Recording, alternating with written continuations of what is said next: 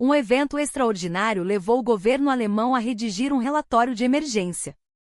Idosos da alta classe alemã, que passavam a vida viajando apenas para os Alpes suíços ou para a Riviera Francesa, começaram subitamente a comprar passagens para o Brasil.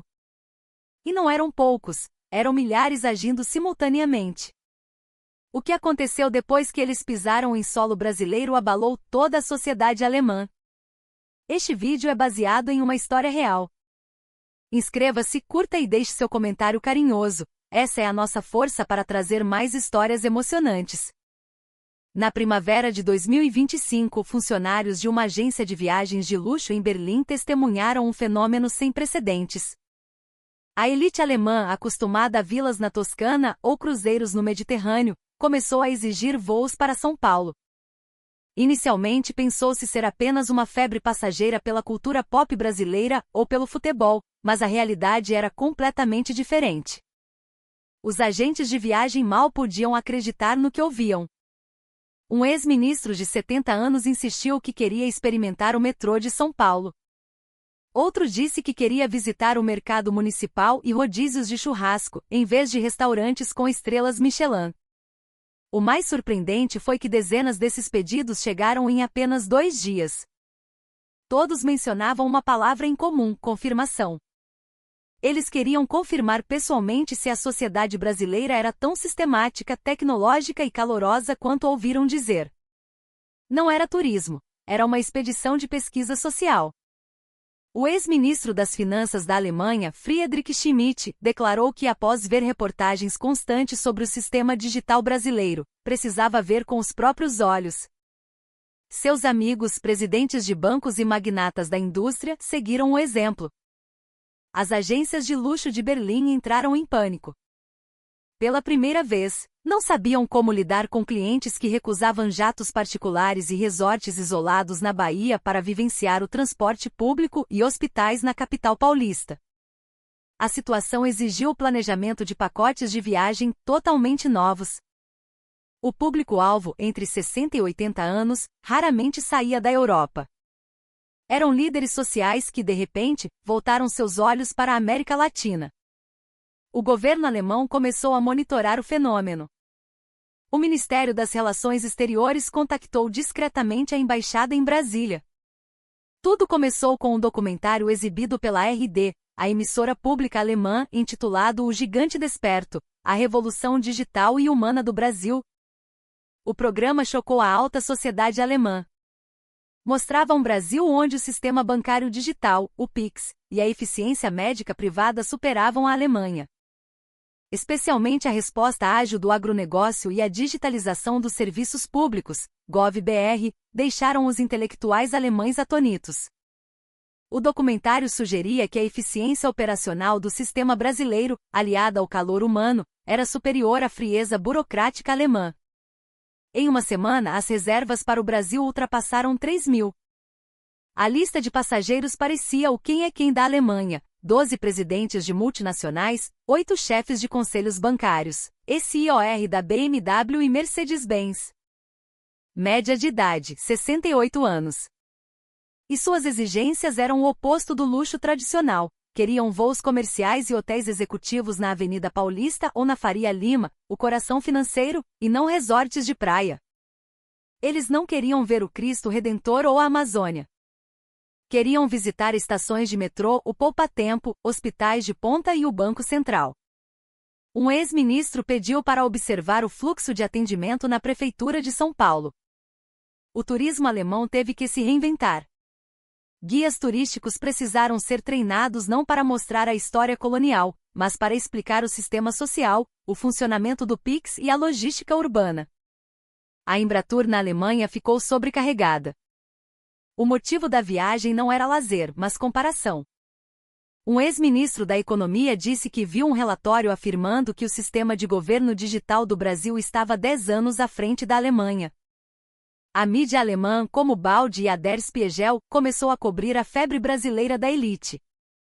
Quando a classe dominante alemã pisou em solo brasileiro, sua visão de mundo começou a tremer. Para quem estava acostumado com o caos e os atrasos do novo aeroporto de Berlim, o Aeroporto Internacional de Guarulhos, especificamente o Terminal 3, Foi um choque de realidade. Era 15 de abril de 2025. Um voo da Lufthansa pousou em São Paulo. Ao saírem do portão, a primeira surpresa, o Terminal 3 era vasto, com vidro do chão ao teto e um design impecável. O ex-ministro Miller parou maravilhado. Tudo funciona, murmurou ele, lembrando-se dos anos de falhas em Berlim. No controle de passaportes, o primeiro impacto, os e-gates, portões eletrônicos. Uma fila enorme de passageiros passava rapidamente pelas máquinas. Na Alemanha, isso ainda engatinhava, no Brasil, era rotina.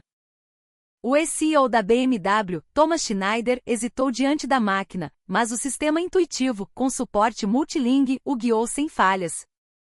Na retirada de bagagens, o segundo impacto, telas gigantes mostravam o status em tempo real. As esteiras giravam silenciosamente.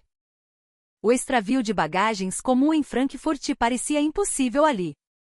Mas o que mais surpreendeu foi o serviço.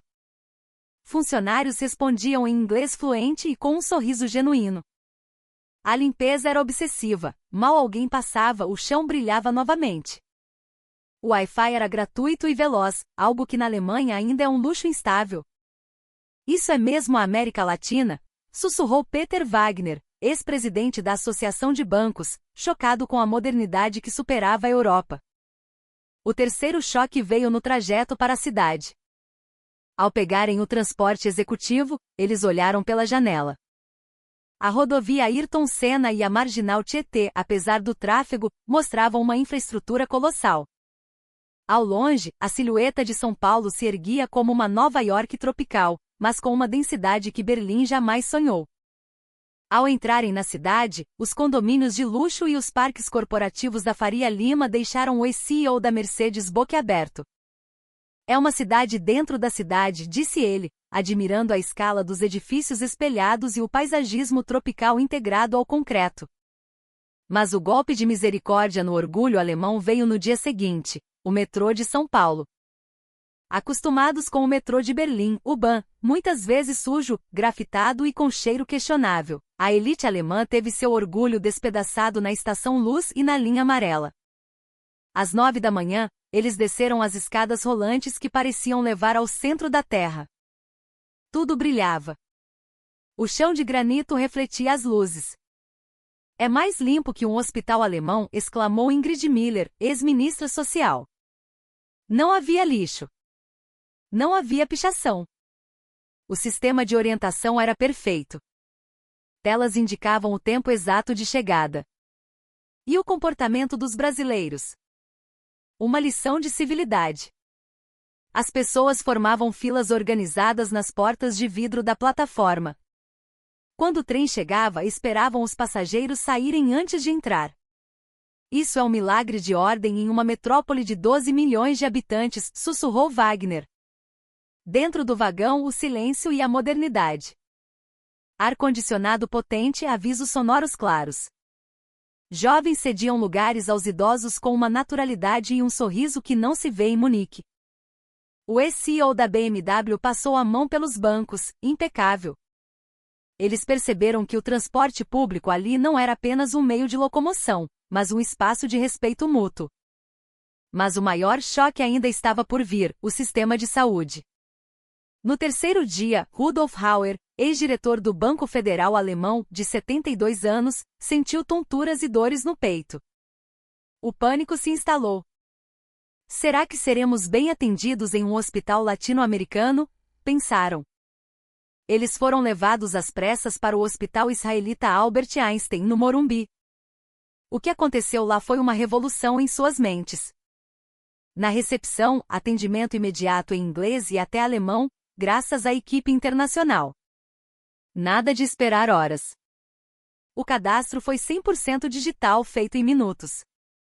Na Alemanha, a papelada levaria meia hora. As instalações pareciam um hotel 5 estrelas. O saguão era calmo, com piano tocando ao fundo, luz suave e arte nas paredes. A ansiedade de Hauer desapareceu. O médico que o atendeu havia feito especialização em Heidelberg e conversou com ele em alemão nativo. A bateria de exames foi o golpe final, eletrocardiograma, tomografia, exames de sangue completos, tudo realizado em menos de 2 horas. Na Alemanha, agendar uma tomografia poderia levar semanas. O diagnóstico foi rápido: fadiga e desidratação. Isso não é serviço médico, é uma revolução de eficiência com calor humano, disse Maria Schmidt, ex-vice-ministra da Saúde, atordoada. A empatia das enfermeiras, o toque no ombro, o sorriso reconfortante, o famoso calor humano brasileiro, era algo que a técnica alemã jamais conseguiria replicar. Na hora de pagar, a surpresa final: o custo total, mesmo particular e sem seguro, era uma fração do que custaria nos Estados Unidos e extremamente competitivo comparado à Europa, dada a qualidade. Eles saíram do hospital mudos. No quarto dia, a visita foi à Avenida Paulista e à região dos Jardins. Eles achavam que viriam comércio desorganizado. Encontraram o futuro do varejo. Shopping centers como JK Iguatemi ou Cidade Jardim deixaram as ruas comerciais de Frankfurt parecendo antiquadas. Mas o que chocou foi a tecnologia.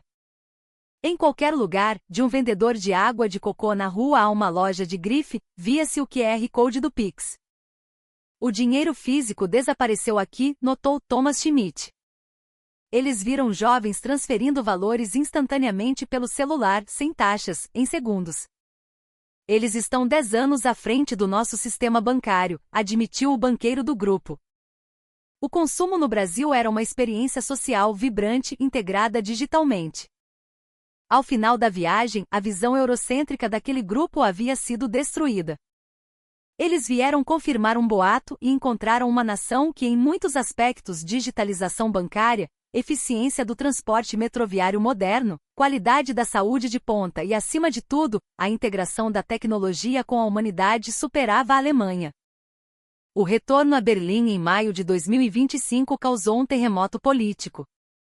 A primeira bomba foi lançada pelo ex-ministro Friedrich Schmidt em um comício. O sistema de governo digital e bancário do Brasil faz a Alemanha parecer analógica. A segunda veio do setor automotivo. A mobilidade urbana sobre trilhos em São Paulo é mais limpa e eficiente que a nossa, disse o ex-CEO da BMW. E a área médica entrou em colapso quando Maria Schmidt relatou ao Congresso Médico Alemão que o Brasil resolvia em 2 horas o que a Alemanha levava semanas, com uma tecnologia e humanidade superiores. A pressão pública explodiu. O governo alemão, envergonhado e pressionado pela oposição que perguntava por que estamos atrás do Brasil na digitalização, encomendou um relatório urgente. O documento final de 200 páginas, intitulado O Modelo Brasileiro, Inovação com Humanidade, concluiu que o Brasil não era apenas um parceiro comercial, mas um modelo de sociedade digital moderna a ser estudado. O relatório sugeria que a Alemanha precisava aprender a abrasileirar sua burocracia, torná-la mais rápida, digital e humana. No verão de 2025, o chanceler alemão anunciou uma visita de Estado ao Brasil. Não para ensinar, mas para aprender. Uma viagem de curiosidade de um grupo de idosos acabou mudando a política de uma das nações mais poderosas da Europa. Se essa história tocou você, deixe seu like e inscreva-se. Até